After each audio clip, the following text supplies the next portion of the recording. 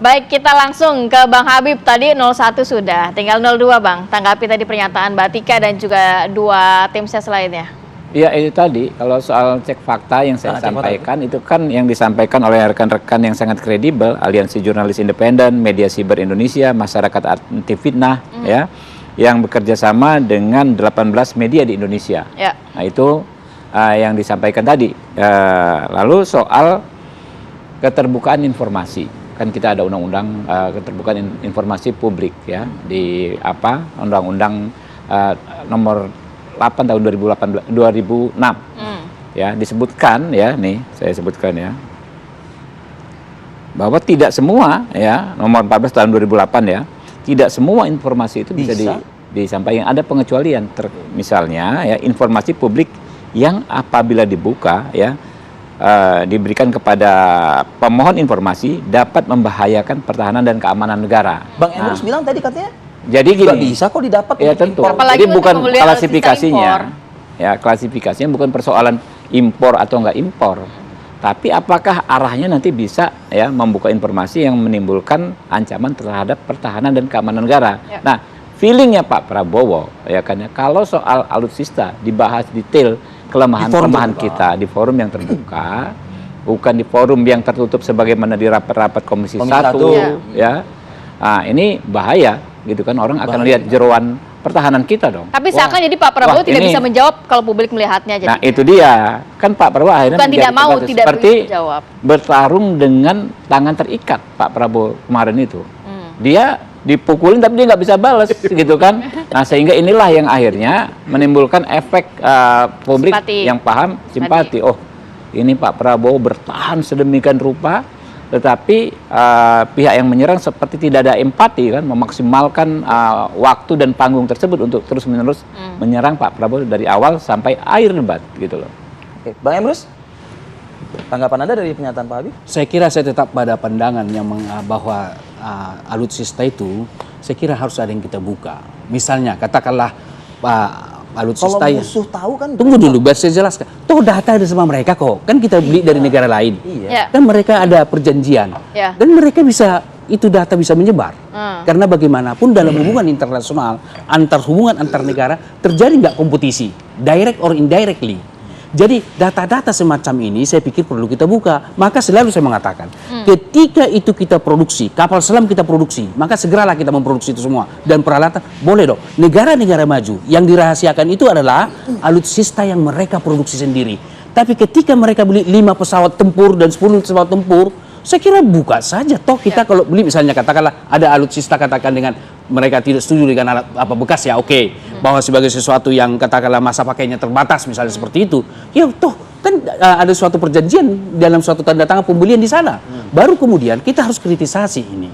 Terhadap misalnya alutsista yang masa pakainya lah kita pakai, kalau tidak mau disebut bekas ya, itu biaya. Tapi kalau rapat sama Komisi 1 DPR juga tertutup. Jadi kecuali kalau kapal selam Palembang boleh terbuka.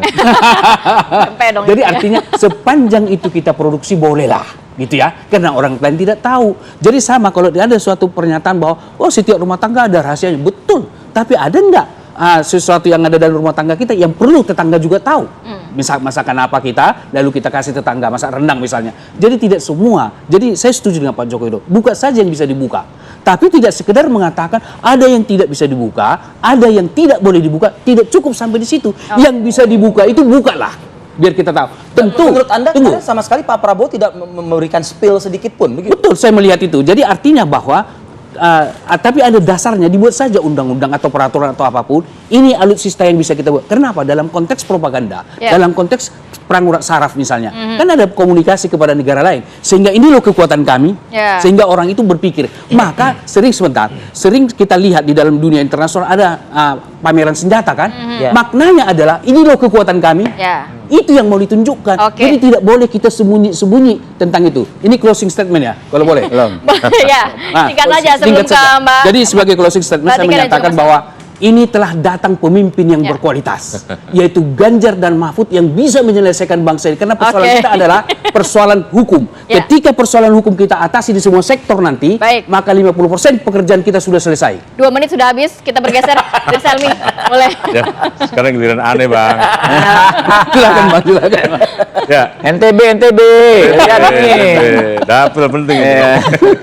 Ya. Orang Lombok. Ya, jadi sebenarnya debat capres kemarin itu menurut saya adalah golden time buat Pak Prabowo untuk menyampaikan apa yang selama ini beliau Saya Dikerjakan. dimanfaatkan. harusnya. Misalnya industri pertahanan nasional sebagai industri persenjataan strategis ya. Kita punya Pindad, kita punya PTPA yang juga beberapa negara luar juga mereka menggunakan ya industri pertahanan kita. Ini kan tidak disampaikan ya. Nah, kemudian kami juga kalau lihat cek fakta di beberapa media ya, misalnya ketika Mas Anies mengatakan kita kan pertahanan ini kan juga termasuk salah satunya adalah security cyber ya, cyber security. Nah, itu ketika Mas Anies mengatakan kita mengalami 800 juta serangan digital, itu cek faktanya benar ya. Kemudian soal Laut Cina Selatan misalnya, negara-negara ASEAN beberapa dipengaruhi untuk mendukung. Itu juga cek faktanya benar. Ya. Jadi sebetulnya data yang mana yang dipertanyakan? Dan kami setuju sekali ya, dengan apa yang disampaikan Pak Jokowi bahwa tidak semua data pertahanan itu bisa diekspos. Ya. Itu sangat berbahaya sekali. Ini anggota Komisi 1 bukan? Bukan ya? Ya, saya Komisi 1. Oh, pas dong berarti pas nih. Paham lah Berarti ya. ada yang bisa dibuka kan gitu kan? Komisi 1. Ya, ya. Saya setuju sekali karena itu berbahaya. Nah, tetapi yang sebetulnya ditanyakan oleh paslon 1 dan 3 ada beberapa yang sebetulnya bisa juga disampaikan. Iya. Ya. Oke. Jadi menurut saya kesempatan kemarin itu tidak digunakan secara baik oleh Pak Prabowo. Sehingga Mas Anies dalam pandangan saya berhasil ya menyampaikan apa yang menjadi pertanyaan publik. Ya. Saya kira itu. Oke. Mbak Tika terakhir dari Anda, Mbak. Jadi saya mengingatkan aja gitu bahwa sekarang kita tuh berada di Ayo Mbak diajarin Mbak nih Mbak. kita tuh masuk dalam satu era digital gitu ya. Transparansi itu ada di mana-mana. Semua orang punya handphone dan semua orang bisa memposting di media sosial. Tapi kita juga harus ingat bahwa di media sosial itu nggak ada tuannya gitu, nggak ada pemretnya ibaratnya seperti itu. Segala sesuatu bisa menjadi liar, bisa dimanipulasi. Betul, gitu. Dan itu sangat berbahaya apabila kita semua masyarakat tidak mau atau tidak mewaspadai juga terhadap media sosial. Kita harus melakukan pemantauan terhadap media sosial karena ternyata dari hasil survei mengatakan bahwa sekitar 30% masyarakat Indonesia itu dia mendapatkan preferensi politik dan memilih itu berdasarkan atas informasi yang dia dapatkan dari media sosial. Dan message-nya adalah hati-hati menyerang seseorang ya. Betul, setuju. Karena yang diserang bisa jadi itu yang nanti justru bakal Tarik simpati netizen. Baik, terima kasih. Terima kasih banyak. Bang Habib. Bang Habib, Mbak Tika. Nggak bisa nanggapin nih.